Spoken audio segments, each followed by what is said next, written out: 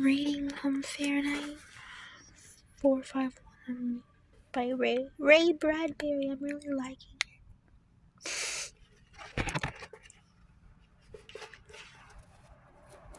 I didn't know if I would, but I'm liking it a lot. I'm like, I like it enough to know I want to keep this. I've only read, I'm not even through the first chapter, and I know I want to keep this book. So I'm like underlining stuff. I really like the way you write. It's really pretty. Here, I'll read you a few things. And interesting. And it feels very, very relatable too. Everything. Like weirdly so.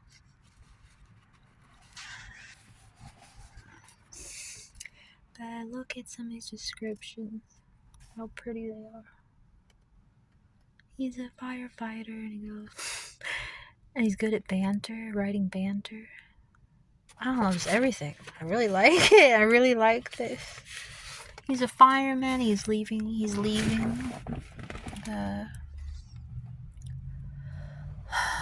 the fire station or whatever. He's going down the golden pole and stuff. He's humming and whistling a tune.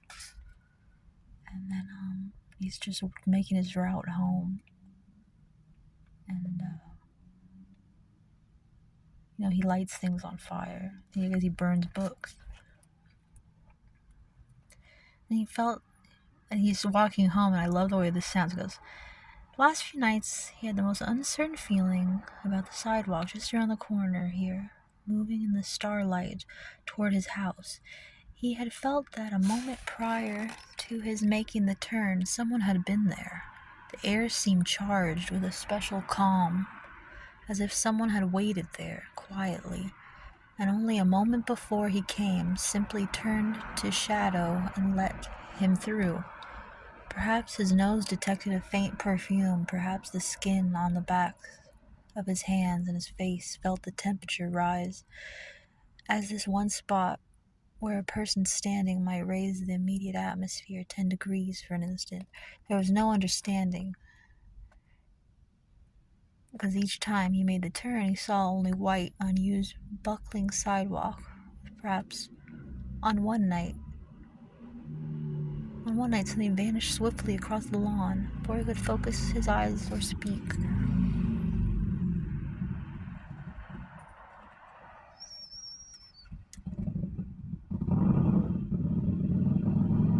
But now, tonight, he slowed almost to a stop, his inner mind reaching out to turn the corner for him, had heard the faintest whisper breathing, or was the atmosphere compressed merely by someone standing very quietly there waiting? He turned the corner, and the autumn leaves blew over the moonlit pavement in such a way as to make the girl who was moving there seem fixed to a sliding walk, letting the motion of the wind and the leaves carry her forward. Her head was half bent to watch her shoes circling the leaves. It just makes me think about something like this. Remember in the moon last night we thought the moon's head was bent? And her face is shining white. It's like the moon. She keeps talking about how her face is shining white and glowing in the night.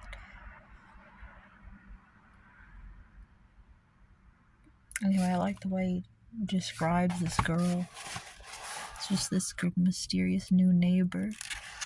But I like their banter. Goes, hey, it's like, you're a new neighbor and stuff. And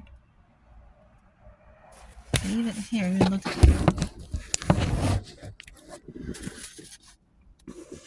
at this description. Her face was slender and milk white, and in it was a kind of gentle hunger that touched over everything with tireless curiosity. It was a look almost of pale surprise. The dark eyes were so fixed to the world that no move escaped them. Her dress was white, and it whispered. He almost thought he heard the motion of her hands as she walked, and the infinitely small sound now, this white stir of her face turning when she discovered she was a moment away from a man who stood in the middle of the pavement waiting. The trees overhead had a great sound of letting down their dry rain.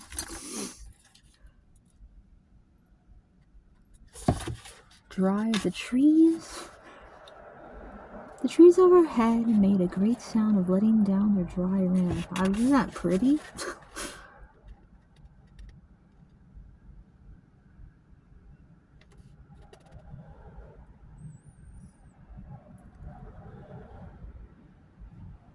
She said, telling him, she said, I knew you were the fireman. She goes, you must be the fireman. He goes, why? Because I smell like kerosene. My wife always says that I never wash it off good enough. It was kerosene, said, because the silence had lengthened. Is nothing but perfume to me. Does it seem like that, really? Of course, why not? She gave herself time to think of it. I don't know. I don't know why it made me laugh. Yeah. Why wouldn't it be? I don't know. They walked the warm, cool, blowing night on the silvered pavement, and there was the faintest breath of fresh apricots and strawberries in the air, and he looked around and realized this was quite impossible. There's sweet smells around. Like her.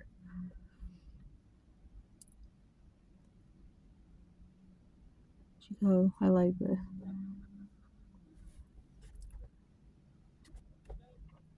He goes, how old are you? Well, she goes, There was only a girl walking with him now, her face bright as snow in the moonlight, and he knew she was working his questions around, seeking the best answer she could possibly give. My uncle, she says, well, I'm 17 and I'm crazy. My uncle says the two always go together. When people ask your age, he said, always say 17 and insane. They walked on again in silence. Finally she said thoughtfully, you know, I'm not afraid of you at all. He was surprised. Why should you be? Yes, they're afraid. They're afraid of... that made me laugh when she said, why would you be? Yes, because of what they do now. She goes, you know, firemen used to put out fires. But now, back, so I guess this is the future. Yeah, they used to put out fires. He goes, no, they didn't. I guess I have no time left. I really love this. Look at this. Just look at how pretty is writing it. He saw himself in her eyes, suspended in two shining drops of bright water, himself dark and tiny in fine detail, and lines about his mouth, everything there, as if her eyes were two miraculous bits of violet amber that might capture and hold him intact. Her face turned to him now, was fragile milk crystal with a soft and constant light in it. It was not the hysterical light of electricity, but of what? But this strangely comfortable and rare and gentle?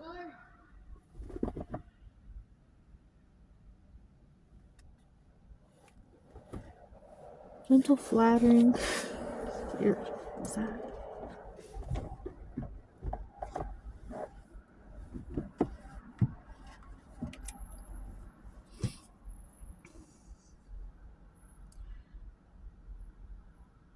But it was not the hysterical light of electricity, but what?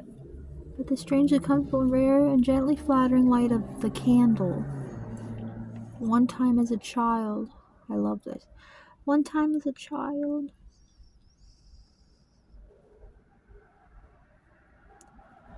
in a power failure, his mother had found and lit a last candle, and there had been a brief hour of rediscovery of such illumination that space lost its vast dimensions and drew comfortably around them, and they, mother and son, alone transformed, hoping that the power might not come on again too soon. Isn't that so pretty? Isn't that so true and cute? When the power goes out and you're with your family in the house and you all huddle around the candle in the room. It is true. That's so nice. And you just start whispering and talking around the candle, and like the whole house doesn't exist. It's just you guys, because you have to sit in this little space together, and everything's black, so it's not even there. And you have like this little special time together. I really like that. It brings back some good memories.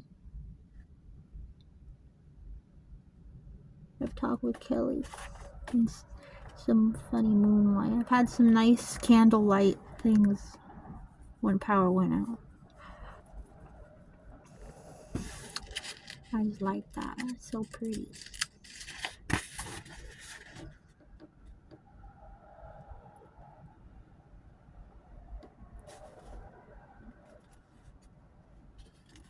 She's talking about nature and stuff, and like all these, things. It feels relatable because it's like a girl that just like walks around the neighborhood and just and looks at things while he's going to work and stuff, and he's busy every day. So the way she talks is like a new language. She's going, drivers don't look at grass or flowers, they drive so fast. They don't even see it, they just see a blur. Isn't it weird? It's about fast drivers and I'm wearing a race. She keeps talking about fast driving and I'm wearing a race car. Whatever, life is too weird. I just feel like this is just like a mirror. It's kind of creeping me out. Because she's talking about cars racing, and I feel like I keep talking about cars. But then I'm also feel like I'm the girl. Literally everything she's talking about is literally I'm looking at the flowers. He has a salamander tattoo. I was just looking at a lizard today. She's talking about looking at the moon. I'm like, I guess I'm just an old classic. There's nothing new about me. It's already been written in a book, 60th anniversary. Well, these are normal things. I know. She's talking about the dewdrop on the grass. Literally just took a video of all these things. Literally everything. She goes, I rarely watch the parlor walls or go to the races for fun parks, so I have lots of time for crazy thoughts. This is new though. Have you seen the 200-foot long billboards in the country beyond town? Did you know that once billboards were only 20 feet long?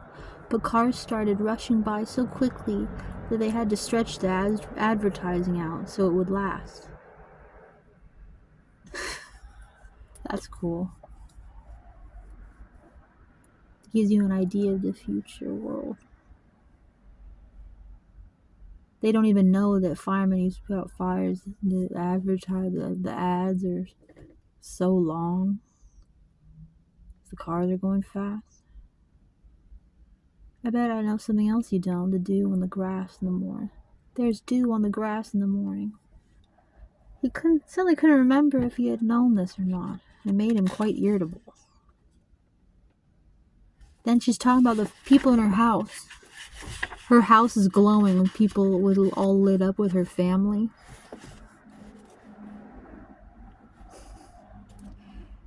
And she's talking about her uncle and everything, and her family. So they're all sitting in the lit up house. And he goes, what do you guys talk about? And she goes, I gotta go, bye. And then he goes home to his dark house.